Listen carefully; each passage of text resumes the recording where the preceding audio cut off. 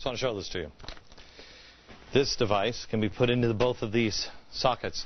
They come in, they put this in. If you see it here, it has this screw, but it opens up, so you cannot remove this from your outlets if they put it in, unless you have a special device to unscrew it. Now, I don't know about you. I can't tell you how often unauthorized, unqualified personnel come into my home and just randomly plug in a vacuum into my outlet.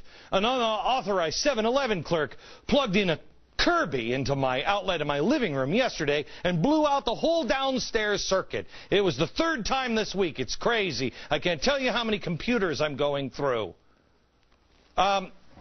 It's called a surge protector.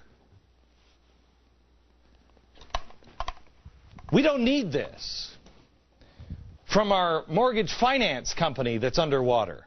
Why? I mean, just use this. It'll protect us from those unauthorized people plugging in vacuums in our homes. Our washer and dryer, you know. Just some unauthorized guy came in and just started plugging in washer and dryers all over the house, and it blew up my computer. I'll show you what this is all about next.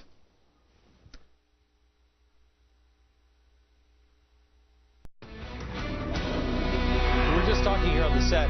This is fact, and it's spooky. This is fiction, and it's spooky. This is The Overton Window. It's a brand new thriller that I wrote. We've been writing it for about 2 years. Get it for Father's Day. It's fantastic, but it puts some of the puzzle pieces together. The last 20 pages are all about what's true in the book, and it'll turn your hair white. All right. This, again, is fact with Fannie and Freddie. It's an outlet, a patent for an outlet cover. Again, may I just ask, aren't they in mortgages? This is about the government gaining more control and more power through, because it's war, cap and trade. Now Mr. Pollard claims in this letter, that is quite amazing, that Fannie Mae has not licensed or otherwise benefited from the patent number, whatever that is. Following the grant of the patent in 2004, he writes that Fannie Mae opted not to pay the maintenance fee due in 2007, thereby placing the patent in the public domain. Well, again, that would make sense from a government agency. Genius move. They wasted money buying the patent with your tax dollars. Then, in typical government fashion, they gave it away for free.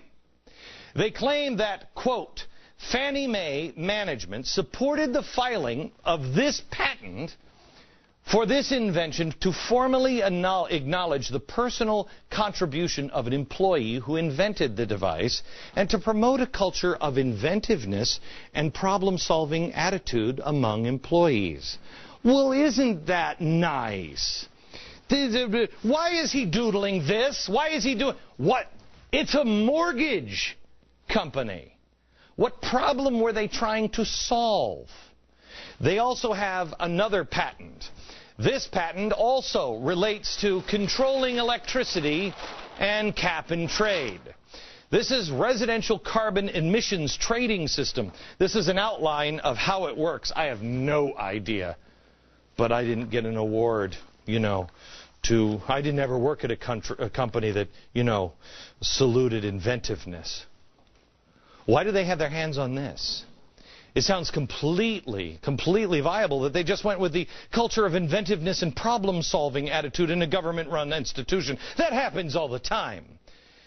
There are elements on the left that are becoming increasingly frustrated with the lack of control this president has seized so far. Let me play this for you once again.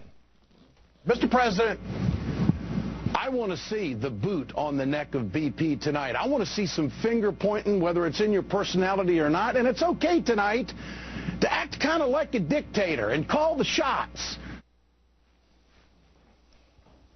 Hopefully that answer to that question is no, never, never. It's never okay to do that. The point is, the leftists are becoming restless, and it is all part of a carefully designed plan. Nothing is a coincidence here. Their agenda is not coming together fast enough for them. They need an event to move it faster. For some reason, the words of Rahm Emanuel keep going through my head. You never want a serious crisis to go to waste. And what I mean by that, it's an opportunity to do things that you think you could not do before.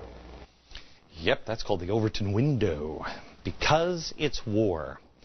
Could this oil spill be the event to bring about the kind of government the far-left radicals in this country have been pining for and have in mind.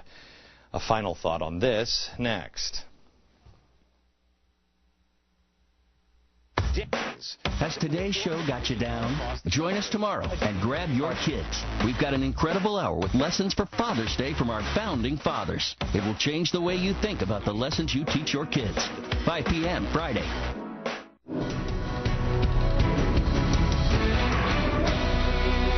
You know, McCarthy did such a disservice to this country by being the wrong messenger at the time, because communism is real, and it is rearing its ugly head all over the world. But this comes from the streets of New York.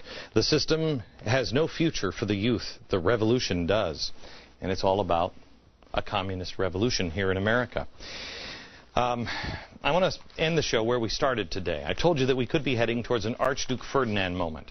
Could this oil spill be part of that moment? Could it be that even the revolutionaries are waiting for this particular moment? Well, according to the Communist Party USA, it is.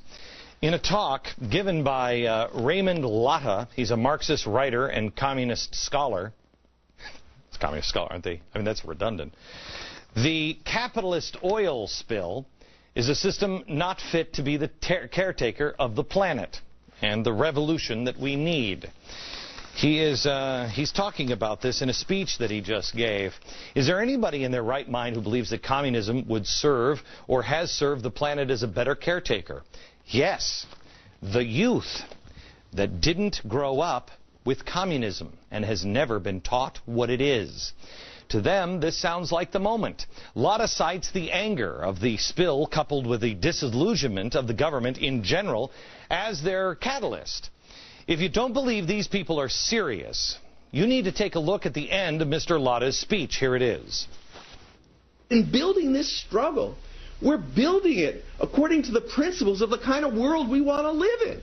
Think about that. The revolution is real. And we have to take up this real battle. Okay. The revolution is real. And our children are ill-equipped because they've never been taught in school the horrors that we know. We'll continue to fill in those blanks all this summer long. Make sure you and your family DVR this show every night. This battle is real. And if we don't take up this battle and our books and learn history and learn who some of these monsters were, well, the planet will find itself with some new caretakers. And then our children will have to learn the hard way. Back in a minute. All right. I know this show is nowhere near as fun to watch as SpongeBob SquarePants, but I guess I'm kind of like Sponge Glenn Fat Pants. But tomorrow, get your kids to watch the show with you. We have an incredible hour on the lessons our founding fathers left for fathers today. Tell your kids it's an early Father's Day present from them to you. Sit your butt down and watch the show with me, kids. You have to join us for this tomorrow as we continue our summer of trying to restore history. I know we have so many problems, but really, restoration is the key. If we just remember who we are, if we remember where we've been, we'll be able to find out where we're going. From New York, good night, America.